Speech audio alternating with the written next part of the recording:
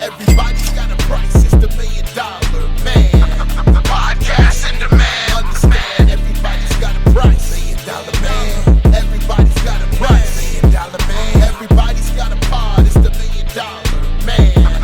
Podcast in demand. Understand, everybody's got a price. $1 million man. Everybody's got a price. What's up, everybody? It's Marcus D'Angelo, and we are back for another episode of Everybody's Got a Pod. And of course, I'm joined by none other than WWE Hall of Famer, legend, master of the $1 million dream. It's Ted DiBiase. Ted, what's going on, man? Marcus, it's all you, buddy. I feel pretty good today. You know, we all, you get to be my age. You have good days, and you have bad days, and you have those in between days. And actually, right now, I'm having pretty good days. I'm the big 7-0, and well, what month is this? It's September. Okay, yeah, I'm like 70 and a half. Whatever you're doing, keep doing it. You look like $1 million. Yeah, absolutely. It's kind of like, I got to, like for the longest time, I dyed my hair and then my beard and all that stuff. And finally, I just got tired of it. I said, look, it is what it is, and either the fans will take it or leave it. So now I'm going, maybe I should dye my hair again. Oh, you got the silver fox thing going on. It looks good. Yeah, man. That's anyway. It looks good. It's kind of like I thought about doing it just to see what it would look like. Mm-hmm. I don't know. I wonder if there's a way you can kind of dye your hair, but not really dye your hair. Oh, you mean like a temporary dye job, and the mustache, and there's got to be some way to do it. Yeah, but I don't know, man. I sort of like the look you got going on right now. You look very wise. So. At least I look wise. Well, I'm excited to hear your insight again here this week on the podcast, and we've got kind of a sad topic that we're covering today. Before we start to get into those details, though. One thing I did want to bring up here on the show is that it was recently announced since the last time you and I were able to talk. Of course, we had to miss last week, and fortunately, we had an episode of the Hacksaw Hour that I put out there for people to familiarize themselves with, so they could check that out on the YouTube channel. But, speaking of the YouTube channel, Ted, we've rebranded the YouTube channel. Did you hear about this or see this? Do what?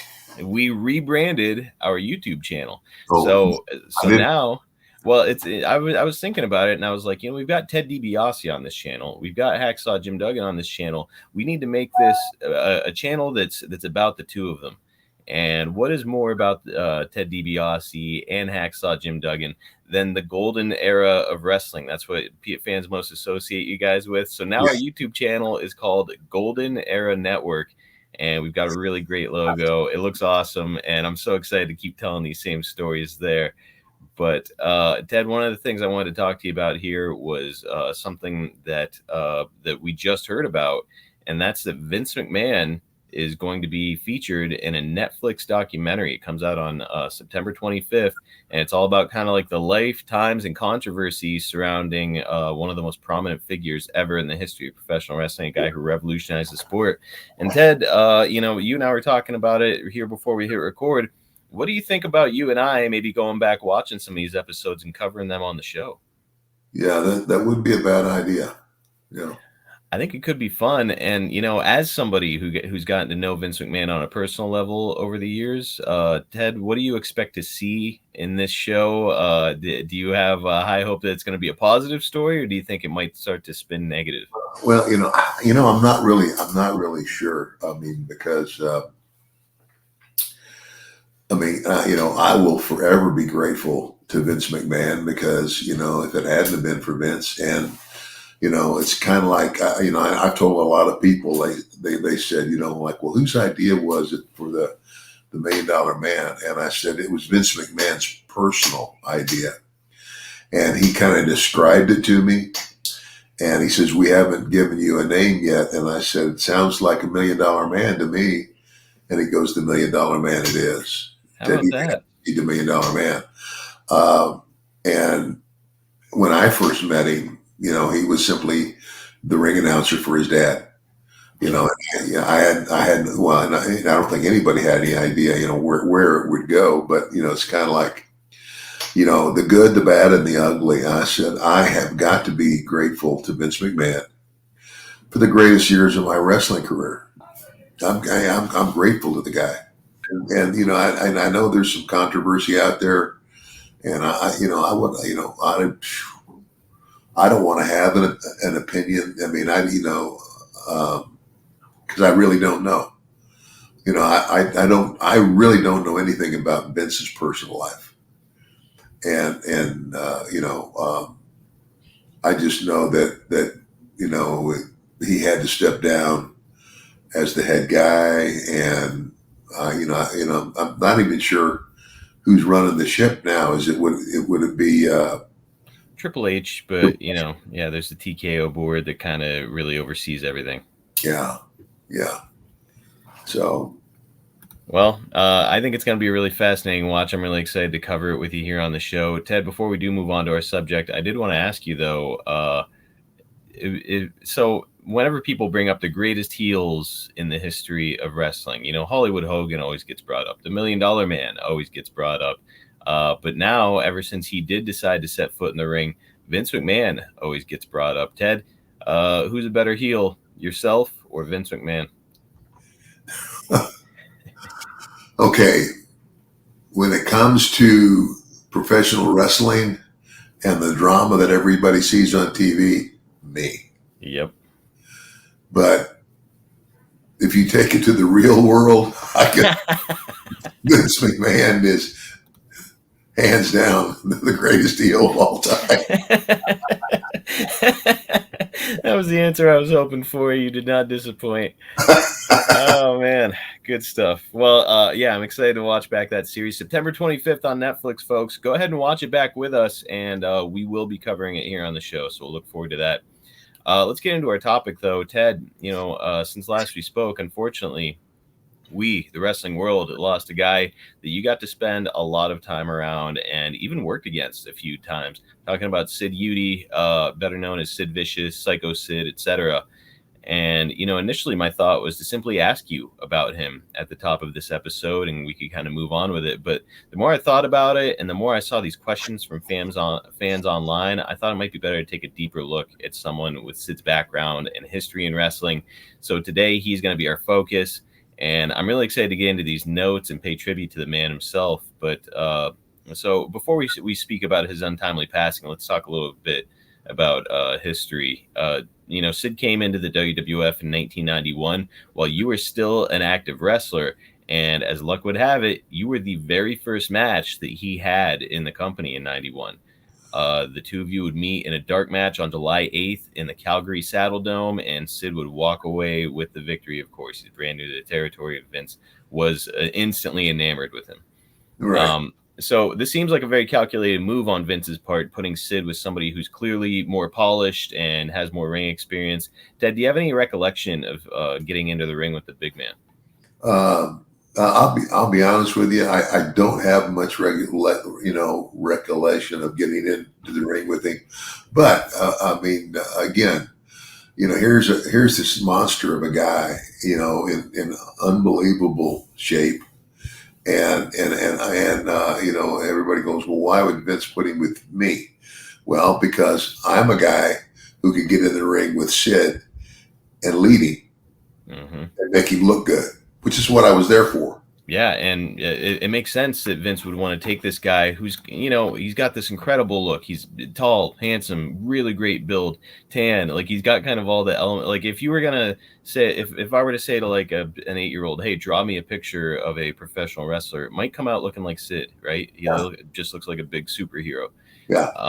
And so it makes sense that Vince would put you in the ring with him to try to get the best out of him.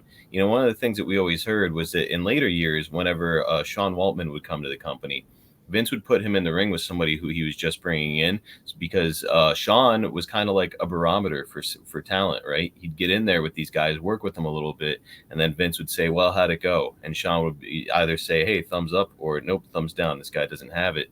Was that a conversation that you might have with Vince after working with a guy who he's bringing into the company? I don't recall ever having a conversation with Vince about it, but I mean, obviously Vince was there. Vince saw the match, and and again, there were several other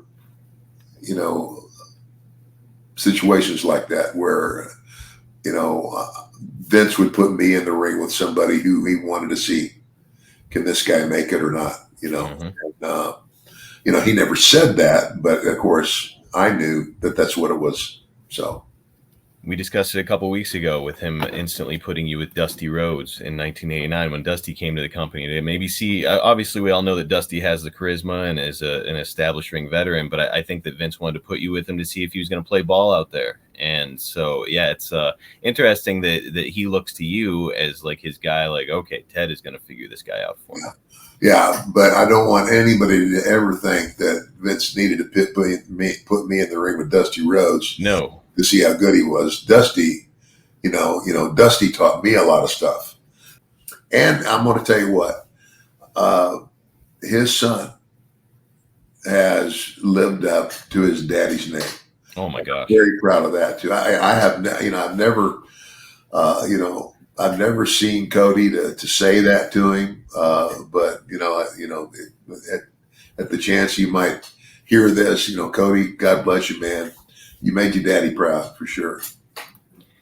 Man, that's incredible. And yes, I couldn't agree more. Cody is certainly carried on the legacy. So is Dustin. But it's Cody has done something that his father never had the opportunity to do, which is become WWF champion and kind of become the flag bearer for the largest wrestling company on the face of the planet. Obviously, Dusty's had a crazy amount of success elsewhere, but never with the WWF did he experience that. So really cool that Cody is not only living up to those expectations, but also doing some stuff his father never did. Again, you brought up Dustin's name, and I'll be honest with you, he was good too. Oh yes. And I just don't, and I don't know any of the reasons why, but it never happened for him the way it did for Cody. Right. And I don't know why. I have to wonder how much of it had to do with him getting assigned the Gold Dust character whenever he came to the WWF, because it's like now all of a sudden you're getting all this very, very mainstream exposure in the WWF, and you've got this really unique character. I like the Gold Dust character. I thought it was a great heel. However, it's not quite the same creative as Cody got here on his latest run coming into the WWF. Yeah. Well, so Sid, big guy, as I said, looks amazing. And when you see him, massive, impressive looking guy, he's coming into the company. What are your first thoughts? Like, hey, okay, future world champion, or what were your initial impressions of Sid? Just, oh my gosh, look at this monster, real big guy. And I found out, and so somebody told me, I guess he loved to play baseball. Softball. Or I'm sorry, softball. That was his thing. Yep. And he would talk about that a lot. But I never had any trouble with him. But there are several other guys in the company that he bumped heads with. And outside the company. We'll get to that in a minute. At this time, though, 91, as he's coming in, obviously, he's not considered a great worker by any means. But, once you get in the ring with him a little bit, work out with him and kind of see, what he has to offer. Did you feel like he had enough skill to pair with his physical attributes to go on to have a lot of success in the WWF? Or okay. I mean, I look at it this way, that's the reason you take somebody like that and you put them in a situation where it's gonna be hard for him to fail. You put a guy like that in the ring with somebody can carry him and make him look good, and and that's what everybody tried to do with him. Yeah, they were just I never had a major issue with him, but I know that there were a lot of guys that, he just, clashed with. I mean, if you come into the company and you look as good as he does, and are getting the push that he's getting, right then and there, you're getting heat with people behind the scenes. But you pair that with maybe he's not quite so passionate about pro wrestling and stuff, and it's a recipe for people to dislike you. So it's Plus, some of his backstage stuff, which we'll get to in a moment. Ted, there are some exceptions, but by and large, big guys tend to not move around the ring quite as smoothly or gracefully. What do you think sets apart the guys that had size and were considered all-time great big men? I mean, okay, you're a big guy, and okay, you're Andre the Giant, or you're Hulk Hogan. If you're Hulk Hogan or Andre the Giant, you're not going to be out there doing arm drags. No. You're not going to, doing leg dives or whatever. I mean, it's kind of like when you're a big man, you have to work the big man style, and that's the difference. And if you can, in the character who you happen to be, work that. I mean, it's like, look at Andre. Andre was, never a great quote unquote wrestler, but his timing in the ring was great. And he knew what to do. In other words, how do you convince the people that this guy that's across the ring, even though he might be 6'4" like me and weigh 260 pounds, how's that guy ever going to have a chance with a monster? And Andre knew how to do that. Andre knew how to, in a believable way. It's kind of like, he wouldn't leave his feet, and then finally they would do something where Andre would throw him in the ropes, and the guy would duck his clothesline and come back and clip his knee. You know what I'm saying? Yeah. Like hit his knee, and then he goes down to one knee, and he starts to get up, and the guy, now he's face to face with him and hits him with something else and starts to get heat. So, then gets a what would you consider a believable measure of heat before Andre made the big comeback and beat you. So really the formula for a big man is know yourself, like know what you should or shouldn't be doing out there in the ring. Like I had heard a story, Kevin Nash told the story, and I think it was Scott Hall that said it to him. Like Kevin Nash, he first gets to the WWF and shoots a guy off to the ropes and leapfrogs him. And then when the guy comes back, he gets a shoulder tackle or whatever. And I want to say it was Scott Hall pulled him aside backstage and said, "Hey, you should never avoid contact. You're bigger than everybody. You should don't ever jump over somebody to avoid them." Yeah, exactly. And he was right. Mm-hmm. He was absolutely right. So know yourself. If you're a big guy out there trying to get into wrestling, work like a big man. So Sid is not working much at all when it comes when he first arrives here with the company.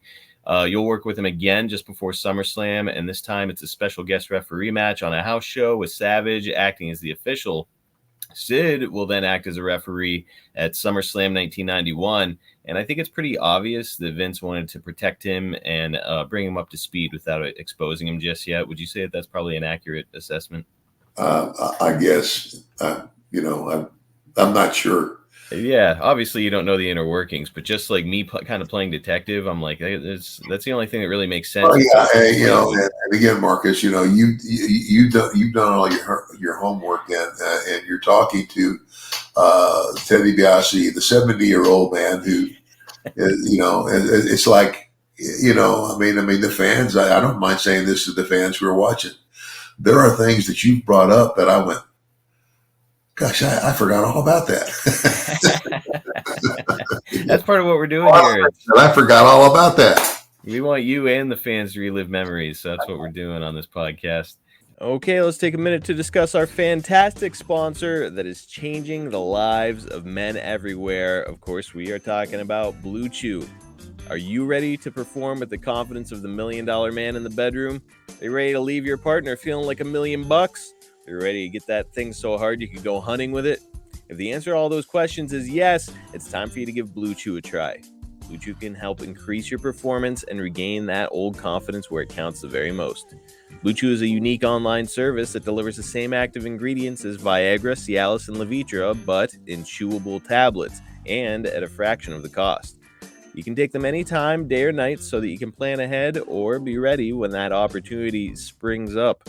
The process is simple. Sign up at bluechew.com, consult with one of their licensed medical providers, and once you're approved, you'll receive your prescription within days. The best part of it, it's all done online. You can forget about those visits to the doctor's office, no more weird, awkward, uncomfortable conversations, and no waiting in line at the pharmacy anymore. It comes right to you. Blue Chew's tablets are made right here in the USA and prepared and shipped direct to your door in a discreet package. But you know the drill, guys. There's not going to be anything discreet about your package. Men everywhere have never been more excited to see their mail carrier arrive, because when your package arrives, your package arrives. Listen, I know what your next question is. Will it actually work? Why don't you try it for free and find out for yourself? Something free from the $1 Million Man? That's right. You can try it right now for free. All you have to do is pay $5 shipping. That's it. Place your order now and give your partner a very pleasant surprise. Women are attracted to confidence, and Blue Chew can help give you confidence where it counts. Don't wait any longer. Time to chew it and do it. Take advantage of our special deal. Again, you can try Blue Chew free when you use our promo code EGAP at checkout. Just pay $5 shipping. That's bluechew.com, promo code EGAP, and receive your first month free. Visit bluechew.com for more details and important safety information, and we thank Blue Chew for sponsoring Everybody's Got a Pod. Overall, when you do work with somebody who's a little bit green, what's your strategy? You just talk to them the whole time, or how do you Well, you handle talk to them. Obviously, if they're green, and especially if they're green and they're getting in the ring with somebody who's a well-established guy, they might be a little bit nervous because, oh my gosh, I'm getting in the ring with Hulk Hogan, or I'm getting in the ring with DiBiase, or I'm getting in the ring with Randy Savage. A newer guy might, that might make him nervous. And I would always go out of my way to make whoever that was, who I didn't know, or maybe, you know what I'm saying? Yes. I would go out of my way to ease their angst and say, hey, this is going to be good, and just listen to me out there. And A pro's pro. Yeah. And that's the way it should be done. I do hear about some guys who they'll get into the ring with somebody who's green, and they'll just eat them alive out there, not give them anything, kind of take advantage of it. So it's cool to hear that, like, you as an established guy would. And you know what? And Marcus, to that point, guys like that are jerks. Mm-hmm. It's and here's the thing. What makes what's more logical? If you just go out there and guzzle some guy, and you don't give him anything, you just pound him into the mat and 1, 2, 3. Who'd you beat? Nobody. You beat nobody, But if you go out there and you give a young guy, you give him a couple of spots and make him feel good, and do it in such a way that the fans can see the frustration in you, not him. In you. And it's like if I'll tell you, the first match,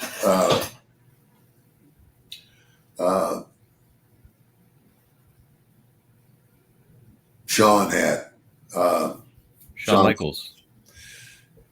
And this is in Bill Watts' territory. I think, they put him in the ring with me. Oh, okay. When he came in as an enhancement guy. And I could tell he had it, he was very quiet and what have you, but I could tell he had it. So I went out there and I told him, I said, here's what we're going to do.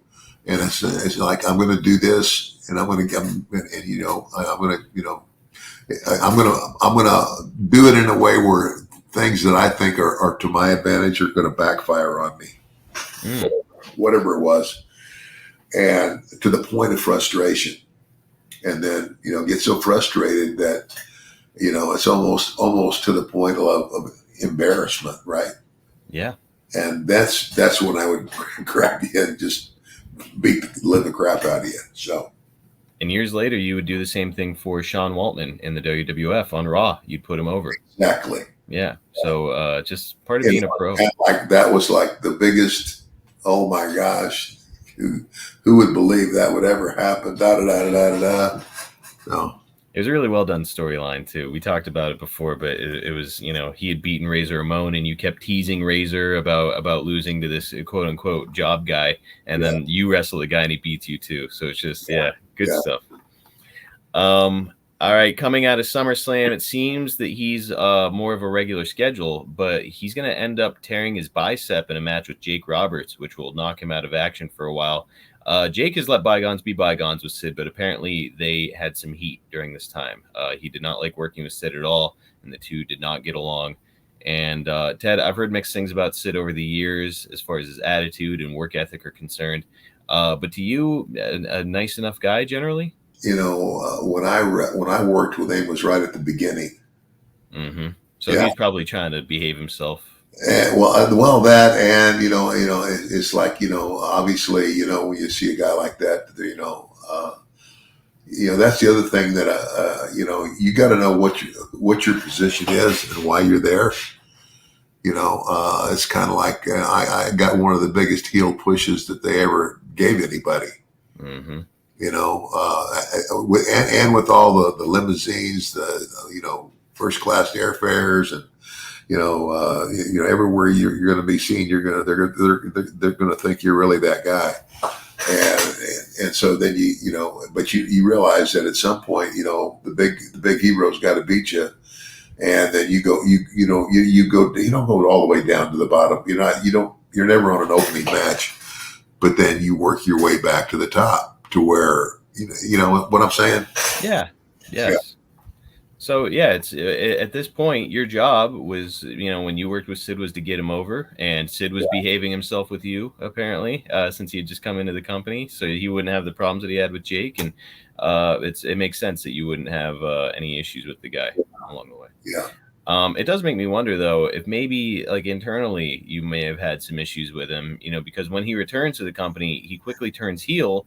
And it's very clear that Vince sees a lot in him because he's got Hogan at WrestleMania 8. So again, from a skill standpoint, I hear Sid get compared to Warrior all the time, just because it's like neither of them were especially skilled in the ring. And here's Sid, he's coming in, and now he's not a babyface anymore. Now he's a heel. So he's in your territory all of a sudden. He's a heel, and he's getting this main event massive push at WrestleMania. How did you feel about it? Were you kind of like upset, or is it like, hey, look, this guy looks amazing? Which WrestleMania was that? That's WrestleMania 8, and that would have been in Indianapolis, the Hoosier Dome. Yeah. I mean, it is what it is. And at that time, now I have a tag team partner. So you weren't at all concerned with Sid and what was going on there, because you're not in the main event against Hogan, but you are in a very featured match as the tag team champion. Exactly. Yeah. I gotcha. Sid is only going to last about 4 months after he returns to the company from injury, and he'll reportedly quit due to creative differences when it came to taking a loss to the Ultimate Warrior on 2 house shows on April 26th and 1992. There's also a narrative out there which was brought to us by Jason. I think you say the name Meyer on Facebook. He says urban legend states that Sid's departure in 1992 was either A, he failed a drug test and quit rather than serve a suspension, or B, he wanted to play softball. So could you imagine ever quitting your job because you wanted to play softball? No. It's crazy. It's craziness. So I mean, so what was the deal? Was he going to wrestle the Warrior? So that's what I think is really at the core of this. Maybe he failed a drug test. Maybe he wanted to play softball, but Sid up to this point has not lost in the WWF. He's maybe had a DQ loss or 2 along the way, but he's been like an unstoppable force. And now he's got to put over the Ultimate Warrior twice in one day. I believe it was Boston, and then they went down to Boston. You know what? Just between you and me, that would have pissed me off. Right. I mean, you know how I feel. I mean, God rest his soul. Uh, but that was, I mean, the Ultimate Warrior was one of the most selfish guys who ever stepped into wrestling. He didn't understand that we're all working together to tell a story. And it's not real. And so no matter how big you are and how great you look, it's kind of like, if I want to make you look like shit out in that ring, I know how to do it. Yep. I can either make you look like King Kong or I can make you look like Ding Dong. And a good heel knows how to do that. And Ted, you saying this is making me wonder, like, who's running that match? It's Ultimate Warrior and Sid. It's God bless both of them. They've both passed away. But it's like, okay, no, it's the blind leading the blind out there. Yeah. I have no idea.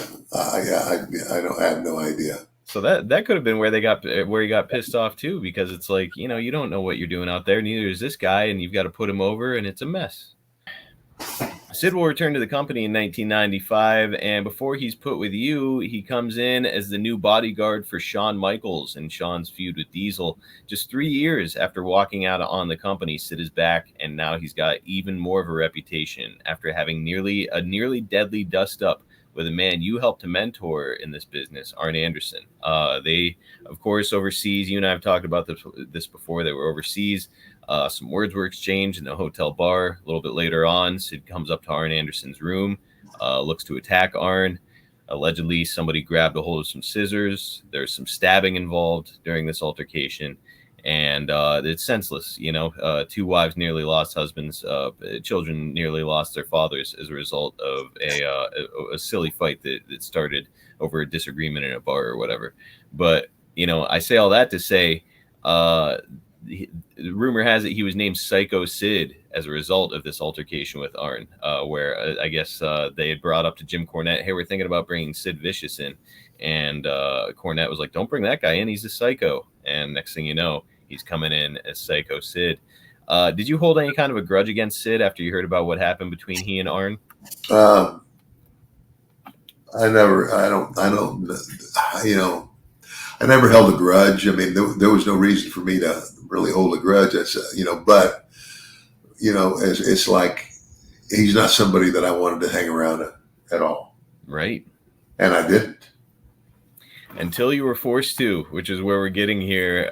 Sid was put with you after turning on Shawn Michaels, and now he's touted as your centerpiece for the $1 Million Corporation. And we've touched on it before, Ted, that Vince wanted to put you with him to kind of keep his oars in the water and make sure that he was where he needed to be on time and remained responsible while he was out on the road. Yeah. How did you feel when you're approached with this new responsibility of semi-mentoring this guy? Well, I really wasn't mentoring. More than anything else, I was his babysitter. I mean, really, you just said it, and that's what Vince said to me. He said, I'm putting you with him, and so you can help him keep both his damn oars in the water and not get in trouble. And of course, I'm shaking my head and going, oh, okay, Vince, I'll do my best. But when I left, I went, shit. I gotta, oh no. And look, we've said it. His look is unbelievable. His ring skills maybe aren't the best, but his facial expressions and his promos are pretty good. He does a really fantastic job getting himself and his character over. Yeah. And Ted, during this time, are you traveling with Sid or trying to coach him up at all, or what did these new duties from Vince look like? Well, traveling would be by necessity. In other words, if we flew in somewhere, I mean, everybody flies in on the same plane, gets off, and if you have to rent a car, then you rent a car, things like that, and so but my attitude, I tried to get along with him as best I could, and we never came to any words or anything like that. But it's just like, Arn and I were still great friends. You know, it's kind of like, you know, Arn knows, you know, Arn understood that I'm just doing what I'm being told to do. Sure, absolutely. And look, it's you don't have any skin in the game. To your No, point, like, right? no, You're a manager, so it's like, really, what do you stand to lose by, if you're on the road with Sid and you just watched his match, which obviously you would have. You're his manager. You're right outside the ring. You can get on the road with him afterwards and say like, hey, so you did this in the ring. Maybe try doing this next time. yeah, So it's like all you're gonna do is improve your presentation with this guy. yeah, yeah. I know you weren't close, obviously, but would you say that, traveling with him and spending time around him and getting him to the buildings on time and all that stuff, would you say that you and Sid had become friends at all during this period? Um, you know, I wouldn't say we were ever bosom buddies, but yeah, I did my best to get along with him, and you know, there was nothing that ever happened that would, you know, there was no angst. You know, it's kind of like, you know, if he had, I don't know, like wasn't on time, or you know, or did he, you know what I'm saying? If he started doing crap that he shouldn't be doing, that would equally affect my image. You know, then there might have been an issue, but it never happened. Good. You know, Well, I did well, I'll put it this way: I did a pretty good job of babysitting. I mean, you're the pro's pro, so as frustrating as I'm sure it was, I think it does kind of make sense on the surface. Like, well, we want to make sure that this guy keeps his shit together, doesn't decide he wants to go play softball or whatever dumb stuff he has in mind. Let's put him with somebody like Ted, who's really responsible and can get him where he needs to go. So, as frustrating as it is, the pairing does kind of make sense. Yeah. Well, you'll leave the company in 96, and he'll go on to become a 2-time WWF champion. Despite what seemed to be a lack of passion for wrestling, did you feel like Sid was a good candidate to be the flag bearer for a company because of his undeniable look and charisma? I mean, there's no doubting his look, and he, you know, it's like, and you know, you got to give the devil his due. He did have charisma. You know, you put a microphone in his hand, and he was really good and very, very believable. Mm-hmm. And so and of course, everybody has you know the things they're good at, maybe not so good at. And you know, I think his ability to project that character on the microphone was his gift. Well, to your point, I remember being a kid and watching his Psycho Sid interviews, and he's doing this like really kind of frantic blinking kind of thing while he's talking, and his facial expressions and this intense look on his face. And I was like, I remember being a kid and thinking like, that guy is scary. Yeah. So like he could definitely get himself over. He had that amazing look. Yeah, and so then that's half of it. I mean, it's kind of like I'm telling you know, if you're going to be lacking in an area, it would be ring skills, because you could make up for ring skills that you know that you're not so good at. You know, that's by having a guy in the ring with you. It's kind of like you got to know what you know. You got to study those people. I mean, I would study all the guys that I was going to wrestle, and I would highlight what they could do well and what they couldn't do well. And I wouldn't do anything in a match if I knew they couldn't do it well. He is not yet in the WWE Hall of Fame. Do you believe that Sid has a place there? You know, the Hall of Fame, it's not just about your ring skill or how big of a star you were. You know, I think more, especially in wrestling, it's, you know, did you work well with everybody? Did you work as a team? I mean, I can name and I won't name anybody. There are a couple of guys who are in the WWE Hall of Fame who, if you just look at the surface and look at you know, I mean, there's a couple of guys in the Hall of Fame that were never in a main event. Right. Or very rarely in a main event, and did a lot of opening matches in the middle of the road stuff. So it's not just how good you were on a microphone or in the ring. You know, I think part of it is you know, strength of character. So with all that being said, is Sid a candidate in your mind? Yeah, I guess he should. Yeah, he's a two-time champion. You know, I would give him the benefit of the doubt. And that will wrap us up for the podcast this week. God bless Sid and God bless his family during this difficult time. You know, Sid, he, like all of us, a flawed human being, but somebody who really left his mark on professional wrestling. Yeah. So tune in next week. We're going to be back with another Ask Ted Anything episode. So make sure you get your questions in for the $1 Million Man on social media. You can reach out to him on social at MDM Ted DiBiase on all platforms, or maybe a more direct route. Hit me up on Twitter at Marcus P. D'Angelo. My DMs are open, so you can send me a message and chat with me about the podcast, or just send me your question and I'll add it to the list if it's something we haven't asked yet. But Ted, always a pleasure to get to sit down here and talk with you. And my friend, I'll look forward to doing it again next week.